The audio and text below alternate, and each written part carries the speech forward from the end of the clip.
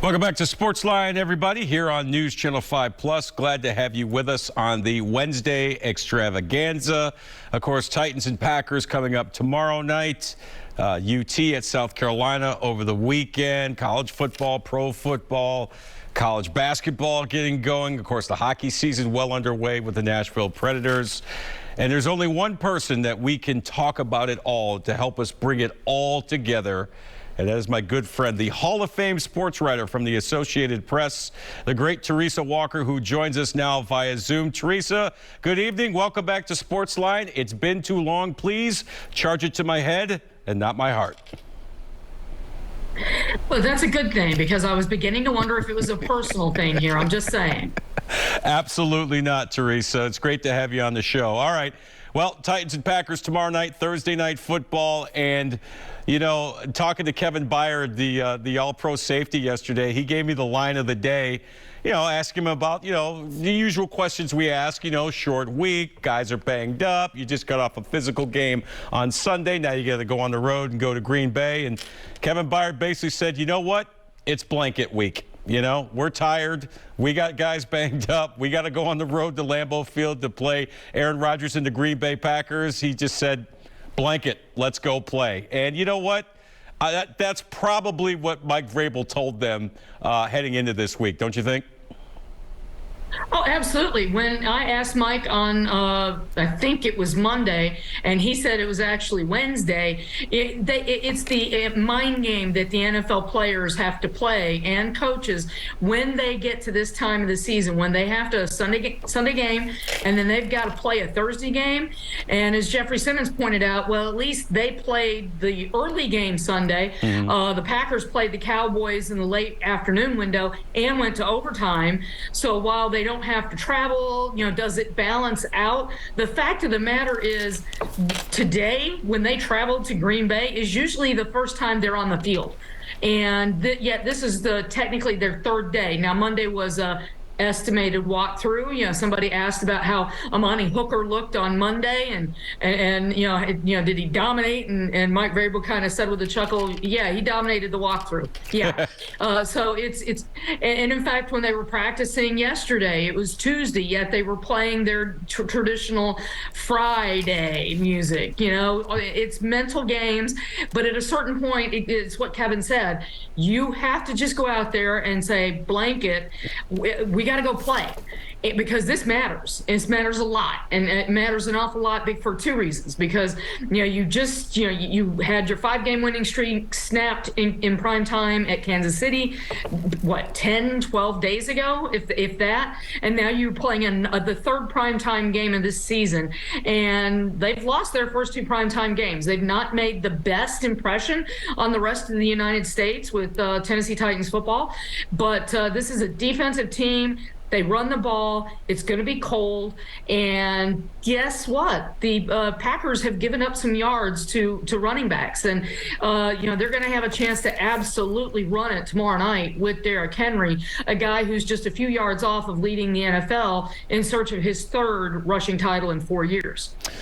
Yeah, Derrick's been great so far this year. A little slow out of the gates, but he has certainly picked things up. Well, you talk about the offensive line and the running game, Teresa. Obviously, no Ben Jones tomorrow, dealing with a concussion that he suffered in the Denver game just a few days ago. Corey Levin will get the start, looks like, at center. How do you think that will affect not only the running game, but the offensive line as a whole? Well, we're going to have to see, but here's one good thing. Because Ben Jones is kind of that veteran, during training camp, he got some practices off, shall we say, you know, veterans, you know, dues maybe. And Corey Levin got a lot of playing time with Ryan Tannehill. So that's one good thing. Now, the problem is, you know, he's got to get up to speed again in a short time and do it in a hurry, going up to Green Bay. So it's not optimal for sure.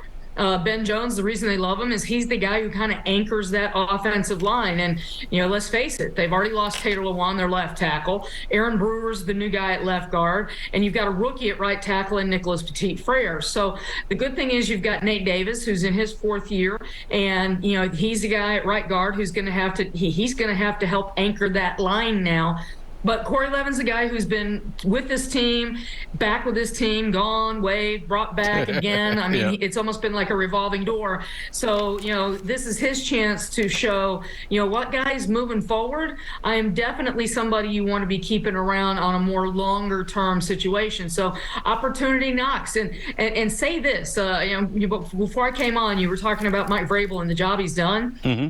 They've used 24 different starters on defense alone. They've used 70 players this season after using an NFL record 91 a year ago. They have 14 players on IR, and yet they just keep plugging in. They didn't have 5 defensive starters against the Denver Broncos and Russell Wilson on Sunday, lost 3 more players on the defensive side during the game, and yet they won. Is it pretty? No, unless you like some old school, football. And right now, what this team is doing on defense, particularly with the sacks, getting at least 1 interception, they've got a streak that is the best in the NFL at 6 straight games since 1998. If they can put together one more game like that, you're going back to 1985 and the Chicago Bears. Do we remember what the Chicago Bears did in 1985? I'm just saying, not, Dub Bears. I think they won a Super Bowl that year. So, and they had a pretty great running back that year as well, some guy named Walter Payton. So, as much as people want to say it's a passing league, and I heard your caller earlier, we know what they've got on offense. Until Traylon Burks came back Saturday, they still have 2 receivers that they were counting on IR, Racey McMath, Kyle Phillips. Those were guys that were in the mix, in the plan to be a part of this offense. Traylon Burks missed 5 weeks counting the bye. Ryan Tannehill missed 2 weeks with the sprained ankle, and he spent much of the first half Sunday working through the rust of having been out of, practice and games for 2 weeks.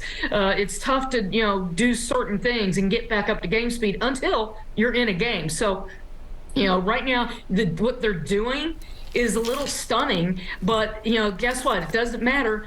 Packers are looking at the Titans, and the Packers started off really badly this year. If you thought 0-2 was bad, the Packers can see that and raise, so to speak, and they see what the Titans have done to flip around their season, get back on top of their division, and they're like, you know what, we want to be like Mike, and we want to be like the Titans. So this is a big opportunity for them tomorrow night as well. So I'm looking forward to this game. Remember their last trip to Lambeau, JB? Yep. It was snowing. It was 2020. There were no people in the stands, and it was snowing. And through the week, the players were like, "Oh, we hope it snows." Then it snowed, and it was almost like we're not really sure we wanted to be out here. It just feels like this is setting up for them to maybe scratch a vengeance itch, get a little payback on several different fronts. Yeah, no question about it. Teresa Walker from the Associated Press is our guest, the Hall of Famer, joining us here on SportsLine. And you look at what Green Bay's done offensively, T, and you're thinking, all right, Aaron Rodgers, but without Devontae Adams, they've had to kind of flip the script a little bit. Even though they have Aaron Rodgers, they're much more of a running team, aren't they? I mean, they average as a team about 5 yards a carry. They've had 4 games this year where they've rushed for over 200 yards. They're 3-1 in those games. The onus is going to be on the Titans defense, and we'll see if Jeffrey Simmons plays. He's listed as questionable. I think he's going to try to give it a go. This is about the Packers run offense versus the Titans run defense. I mean, you talk about a rubber meets the road moment. Those are 2 of the best units in the National Football League. Oh, absolutely. And I think it was Jeffrey Simmons yesterday, or maybe I'm forgetting, but somebody in that locker room said, and maybe it was Byard, that A.J. Dillon, he biggest legs that he's seen on somebody, and that God designed him to be an NFL running back. But guess what?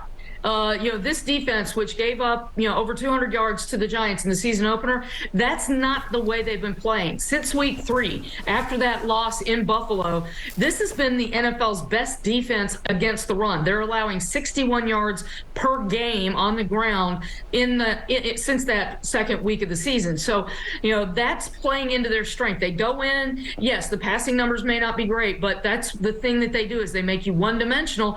And I know it sounds strange to to think this, JB, but think about this. You want to make the Green Bay Packers turn to Aaron Rodgers. Yes, Christian Watson. I know there's a lot of people very, very high on this young man coming out of college, thinking that he's going to be the next great NFL receiver. Obviously, the Packers put a lot of faith in him replacing Devontae Adams. Still not sure about that, but he had a breakthrough game that they've been waiting for against the Cowboys with 3 touchdowns, and they're using him in some different ways. So the Titans are very aware of him, but they've got to stop Aaron Jones. They've got to stop A.J. Dillon first and foremost. That's what they did on Sunday against the Denver Broncos. It's what they've been doing against everybody that they've been playing. This is going to be their sternest test of that run D yet. And if Jeffrey Simmons is able to play, he's certainly hoping he will play. That would be a huge assistance to this team and to this defense because, I'm sorry, but Jeffrey Simmons is a tough guy to run through.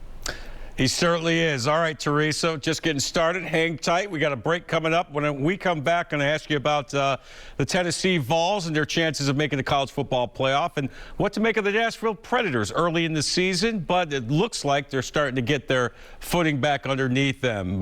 So stay with us, folks. More with Teresa Walker here on SportsLine. We're back after this.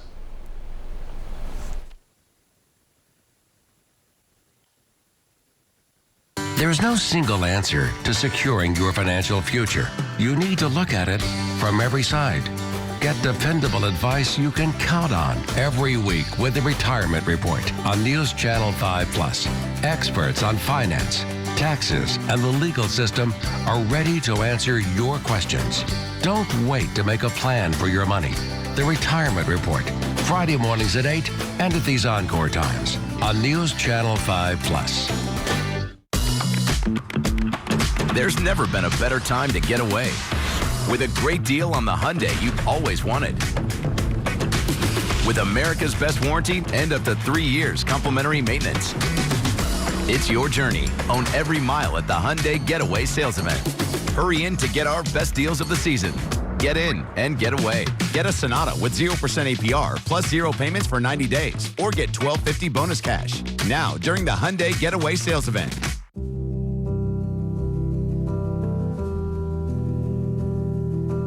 I want to beat cancer. I'm going to beat it. That's no doubt in my mind. I'm going to win this battle. Defeating cancer will take all of us. Join our team to help fund game-changing research that saves lives. At the V Foundation, V is for victory over cancer. V is for victory over the odds. V is for victory over health disparities. Victory over setbacks. Victory over the unknown. V is for victory over giving up. Don't give up. Don't ever give up. Join our team to help save lives. Cancer can take away all my physical abilities. It cannot touch my mind, it cannot touch my heart, and it cannot touch my soul. 100% of donations fund game-changing cancer research. Donate now at v.org. Welcome back to SportsLine here on News Channel 5 Plus. John Burton here. Teresa Walker in her beautiful palatial home studio, joining us via Zoom. The Hall of Fame sports writer from the Associated Press, knows all things Tennessee sports. T, some great stuff there about the Titans in our last segment. Wanted to switch gears, talk a little college football. Obviously, nothing has changed in the top 5 of the college football playoff poll, which came out last night. Tennessee sitting there at number 5. Georgia 1, Ohio State 2, Michigan 3, TCU at 4, and they're deserving 4, I think, after the way they were able to gut out a win last week in Texas. As far as Tennessee's chances to get in, obviously they have to win out. They need to get some help, but you look at their percentage chances when you run it through the computer, there's a decent chance that they get in, especially when you consider TCU's schedule, remaining schedule as well, and some other factors as well, right? Absolutely. All the math shows that they have of the teams outside the top 4, they have the highest percentage to be among the final 4. So, and the thing that helps them is LSU's run to the SEC West. I mean, think about it. Yes, that was a road game. It was nothing like what they encountered in Athens. It was an 11 o'clock kick. The LSU Tiger fans weren't ready. They caught Brian Kelly and that team early in the season. But let's be honest, if they lose the SEC championship game to Georgia, then there's no way they jump Tennessee. And as you mentioned, TCU's record and schedule, and Ohio State, Michigan, they're going to play each other to wrap up their seasons. It's really tough to see.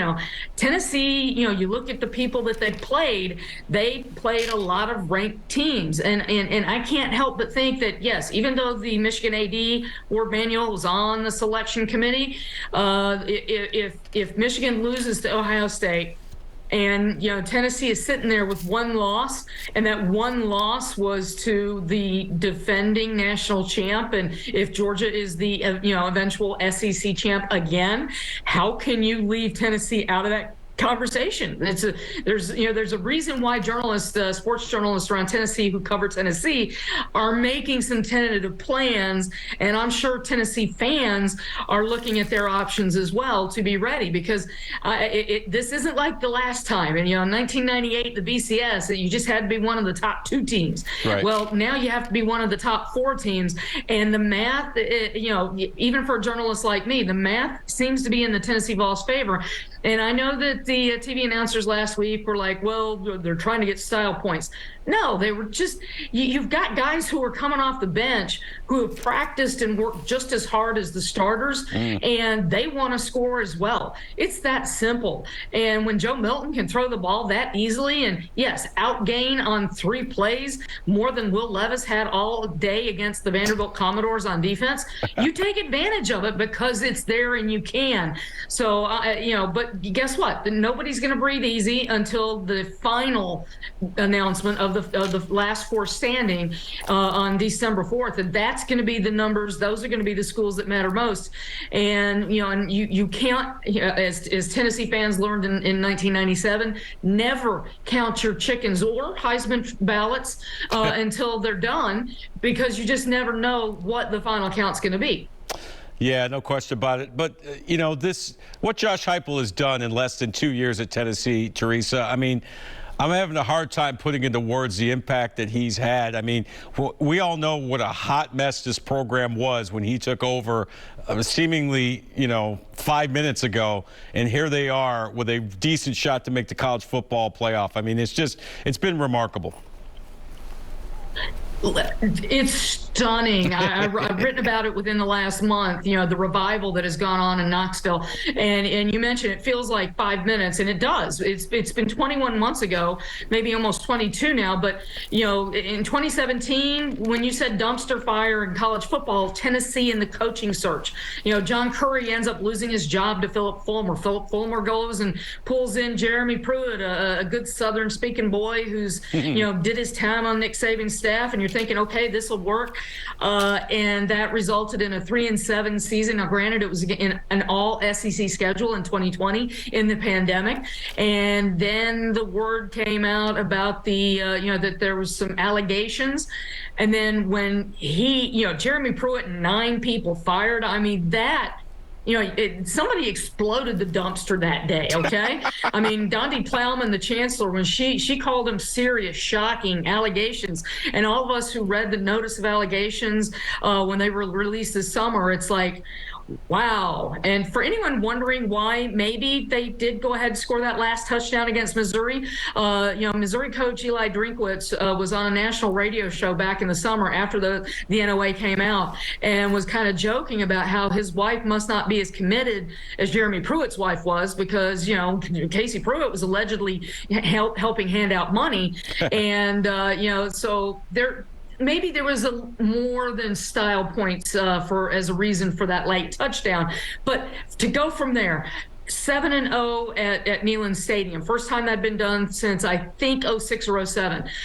6 straight sellouts. They're nearly sold out every game for next season already. I mean, it's almost stunning. The people are back, they're loud, and you saw that home field advantage against Alabama. You know, if that game was in Tuscaloosa, I don't think the Volunteers win that game. But, you know, I mean, it was orange. And as soon as that wobbly kick knuckled over the crossbar, fireworks are going off. 50,000 people, it seems like, are hitting the field.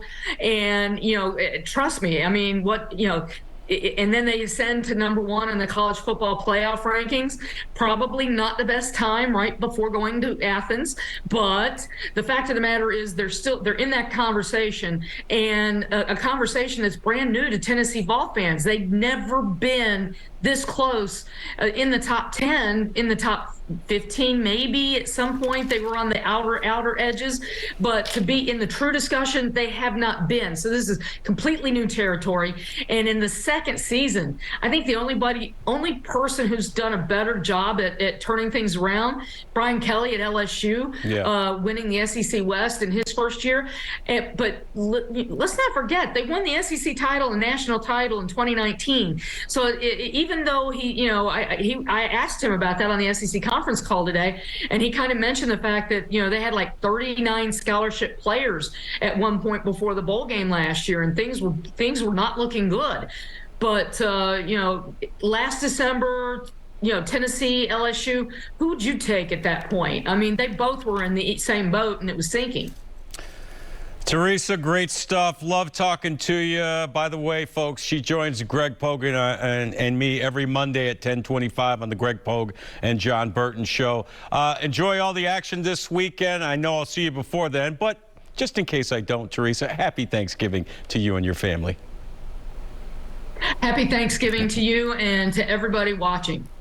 You're the best. Thank you, T. All right, we're going to come back. Johnny, we see you on line 1. Hang with us through the break. We're going to come back, talk to Johnny, and get more Titans previews as we get ready for tomorrow night's Thursday night football game, Titans at the Packers. Stay with us. Coming back after this.